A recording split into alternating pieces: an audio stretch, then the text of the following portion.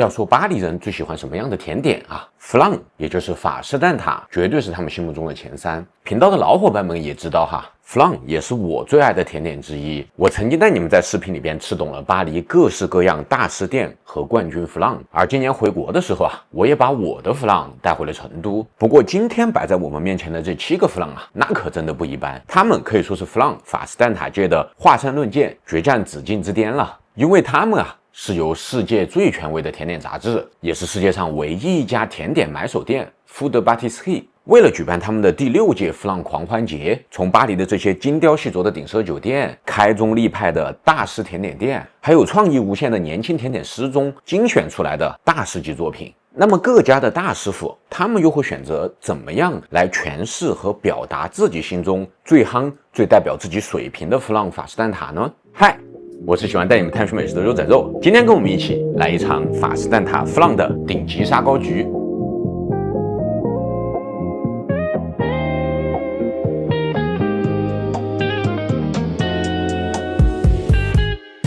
故事啊，还要从一个天气炎热的周日早上讲起。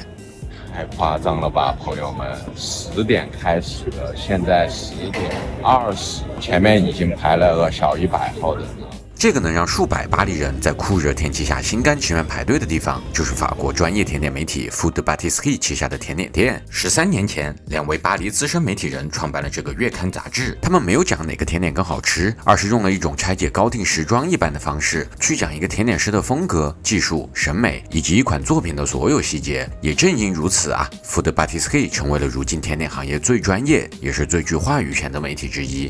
顺便提一嘴哈，我后面这2家也是巴黎非常非常好逛的调料店，特别是做甜品的朋友，很值得来逛一逛。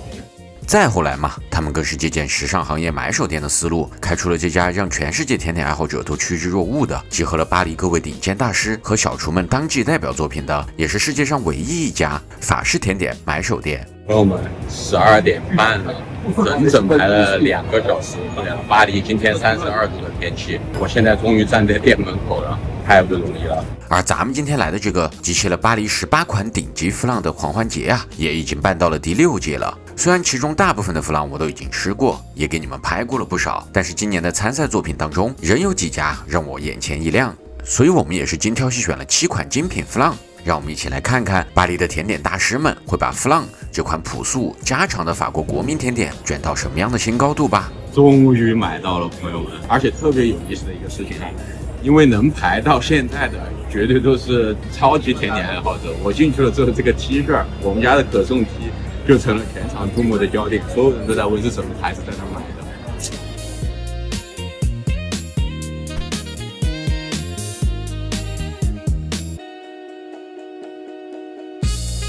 不过开始之前啊，我们还要先准备一样东西，毕竟是7道硬菜哈，咖啡还是不能少的。那我们就从我们右手边的第一个，也就是文华东方的出品开始吧。我只能说这个大师一出手啊，就知有没有，不愧是顶奢酒店的出品哈。首先，文华东方的这个弗朗的主题是大黄，虽然它在咱们中文的语境里面是一味中药哈，但是法式甜点里边或者是果酱里边会非常常用到这个东西。它主要提供的是一种清炒的酸感，是能够有非常好的解腻的作用的。然后它这个弗朗的层次给的真的是非常的丰富哈，顶上是一层大黄接骨木花熬成的凝胶，然后下面是一层大黄果酱弗朗的蛋奶体，然后再下面又垫了一层大黄的果酱，而且它在上面啊是摆了一圈接骨木花。你闻这个大黄果酱里边，你也是能闻到接骨木花的香味的，也是一个春夏季非常非常时令的东西。我只能说不愧是顶奢酒店的出品哈，一个弗朗都可以做到这么多的层次，这么细，那么它的味道究竟如何呢？来吧。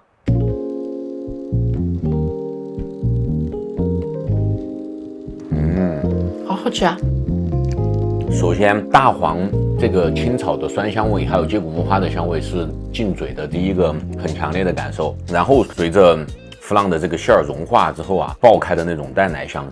它的甜度调得很合适，它的酸度也非常好。对，就是它一不腻，二它不会显得酸的非常的尖锐，就整体吃起来是一个非常非常清爽的，口感上入口即化，然后能够吃到很多不同层次香味的这么一个弗朗。而且你们也可以看到哈，它的酥皮烤的也是非常非常透的，酥皮的甜度给的也非常的低，黄油的香味呢非常的足，整体就是一个很清爽的有花香草香的这么一个弗朗。对，这个出品有点厉害的。就今天巴黎30几度，能够吃到这么一个弗朗，我好开心。这个头开的有点厉害哦。价格方面的话，这样一个是9.5欧，说实话，顶奢酒店甜品里边哈，绝对是一股清流了。我觉得，给它一个夯吧，那绝对是绝对值得一个夯。第二个，我们来这个日本甜点大师Toyoshi的这位，以前可是传奇的日法米其林3星餐厅 K 的甜点主厨，然后25年的时候在15区开了自己的店。这个会稍微甜一点，而且你们也看到哈，它的这个弗朗还是蛮有特色的。首先，它是没有塔皮的，它下面是一个类似于芝士蛋糕的饼干底，然后上面有一层厚厚的焦糖，这个很像是日式的那种焦糖布丁的那种焦糖，非常的苦香，对，但是甜感确实也蛮高的。我觉得它是有点结合了 cheesecake 的思路来做弗朗，里边 cream 的比例给的也很高，所以就导致整体油脂感也蛮重的，焦糖感也蛮重的，甜度也挺高的。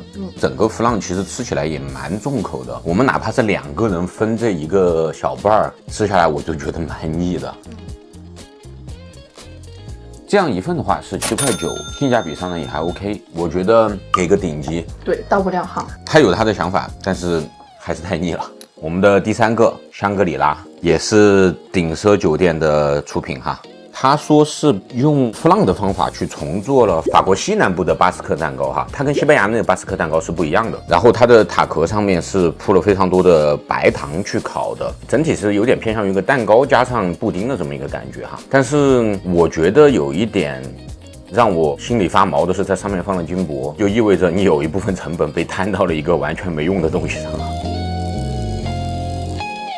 边上它是脆脆的，它的底跟边因为是铺了白糖烤的，它的脆感好明显啊。我觉得口感还行，味道一般。然后整体呢，它的焦糖风味蛮重的，因为法国西南部的那种巴斯克蛋糕哈，烤的时候黄油比例真的非常高，你再加上弗朗本身，它这个馅儿黄油比例肯定也不低，就黄油香跟焦糖的香气非常非常的突出，然后加上白糖碎碎的脆壳，整体口感口味给的其实都非常的好，其实是蛮腻的。我觉得它口感是蛮好的，口味的话，我觉得好像没有什么特色。但是这个说它没有什么特色是在这一众弗朗当中，如果说它单拎出来打的话，还是很能打。今天这个华山论剑大家都太强了，你让我放在市面上一种普通产品里面，它肯定是拔尖的，但是在今天这7位里边，它可能就是属于第2梯队的那种，还 OK 的了。然后价格方面的话，9.5块一个，我觉得还是给到顶级吧，就是顶级。好，下面这个来自巴黎的一位年轻甜点师霍扎，又是一位5星级顶奢酒店历练出来的哈，今年年初才刚开自己的小店，目前呢还是处于鲜有人知的状态。不过他们家的甜点出品啊，真的是非常了得。朋友们，你们觉得眼不眼熟？它能不能跟咱们大中华区第一蛋挞香港瑰丽酒店的蛋挞比一比呢？首先它的这个主题是榛子主题的这么一个弗朗，几个值得说到的点哈。第一个是它的这个塔皮，你们可以看到是预烤过的，然后就是厚厚的一层帕里内酱，我只能说好的设计都是心有灵犀的。我们带回成都的那个弗朗也是上面铺了厚厚的一层帕里内，然后榛子风味的塔馅儿应该不会差。那我们来试试。好吃嘞，是有一手的这个新的甜点师，我觉得有股酒味，你吃出来没有？有可能真的放了一点点朗姆酒在里边，不错。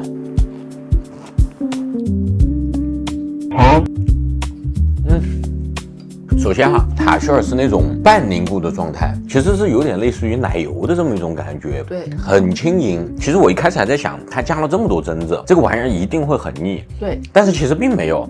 而且它这个塔皮虽然有一定的厚度，但是它用的是可颂的面团，且烤得非常酥脆，完全没有布丁层。然后就是它的这个帕里内，不甜，然后有一点点咸味，里边有香草，大量的榛子，但是整体吃下来居然是不腻的，确实是有一手东西。而且像你们多少说的，它的塔馅儿里边是有加一丢丢就不太容易被察觉到的朗姆酒的，这一点其实也非常好的做到了解腻的效果。就是榛子香味这么爆棚的蛋挞，居然让你吃下来了觉得不腻，哎，这个挺难得的。对，而且它造型也挺好看的。我说实话，我觉得从品质的角度上来讲的话，它跟瑰丽酒店那个差不太多。但是我们今天这个才7欧啊，从价格上来讲的话，那它就是暴打瑰丽酒店。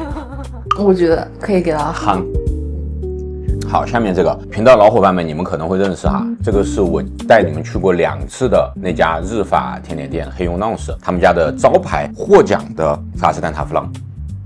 哇，几个特点你们可以看到哈，它的反折酥皮虽然叠层不多，但是酥皮每层是很薄的，手一用力就直接把它给捏破了。然后它的整体风味其实是crème brûlée，也就是焦糖布雷的这么一个风味，试试个味道。我觉得很好吃哎，有点厉害吧？对，人家有功夫在的。你们的crème brûlée好好吃啊！它这个真的是超级入口即化。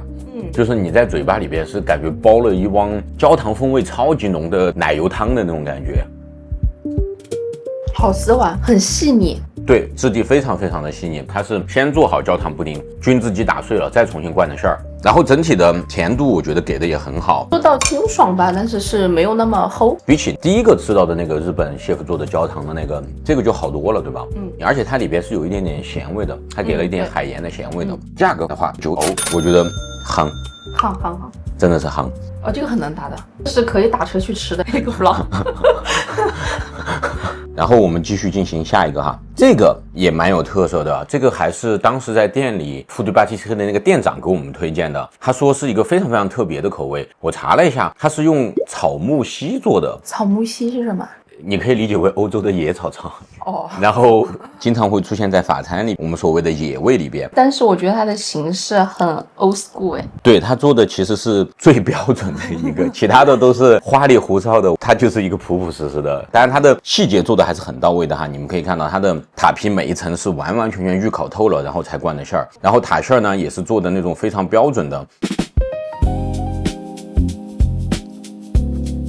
我只能说这个味道蛮特别的耶，因为原本我们俩的味觉记忆里边对这个东西是没有一个概念的。它吃的其实很像香草和艾草的结合体，就是有那种青草的苦苦的香料的味道在里边，有一点在吃那种艾草青团弗朗的感觉。我也想说这个。整体从弗朗的角度上来说，我觉得没得挑，做的都还是挺到位的，但就是这个口味上确实有点特别。个人来说我没有很喜欢。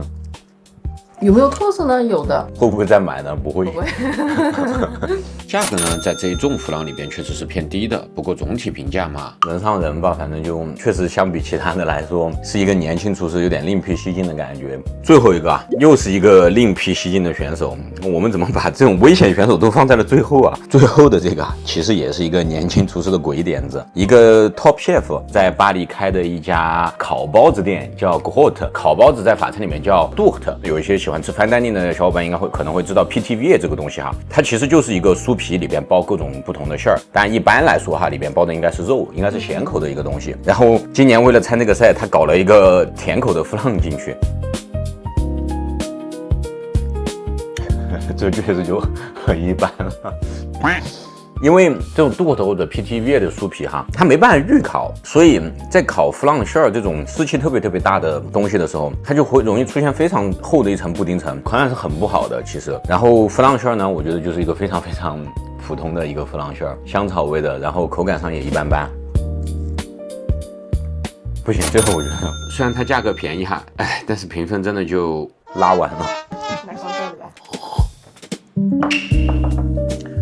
老规矩，总结一下，我们先一人选一个今天的最喜欢的吧。我会选文华东方这个，它的形式呢很规整，然后也很有就是季节性，然后它真的非常漂亮，视觉上确实给到非常棒的一种感觉。对，视觉我觉得视觉上可以给到满分。很有设计。对，进店第一眼就是被它吸引了，然后呢，味道上也非常的很棒，很清新。同意，鼎社酒店还是有鼎社酒店厉害的地方的，出品真的是没话讲，很厉害。好像文华东方的饼房也不错。哎，咱们鼎社酒店下午茶系列，文华东方有没有兴趣？朋友们，这期视频点赞过5个。弹幕留言评论告诉我们哈。我的话我会选，哇，有点难选哎，因为在我心中，文华东方、黑用 Nonce 跟 Rosa 的那3个就是不相上下的。非要选一个的话，我还是会选榛子这个吧，因为它确实是我在这么长时间里边吃到过的为数不多的坚果类的甜品哈，但是却非常清爽的，整体的处理和细节上，我觉得做都非常的棒。在我这里，它确实能够拿今天的冠军。好了，不知道你们今天最喜欢的 flan 是哪一个呢？你们心目中的冠军是哪一个呢？弹幕留言评论告诉我们，也非常欢迎你们把这期视频分享给你身边喜欢 flan、喜欢法式甜品、喜欢吃甜的朋友们。如果你还喜欢这期视频的话，请记得一定要帮我们点赞、转发、投币、收藏、一键3连。如果你还想跟我们一起去探索和制作更多的美食，那么请你们记得一定要关注和订阅我们的频道。那么咱们这期视频就先这样，下期视频再见，拜拜。没了，咖啡都喝完了，7个还是太顶了。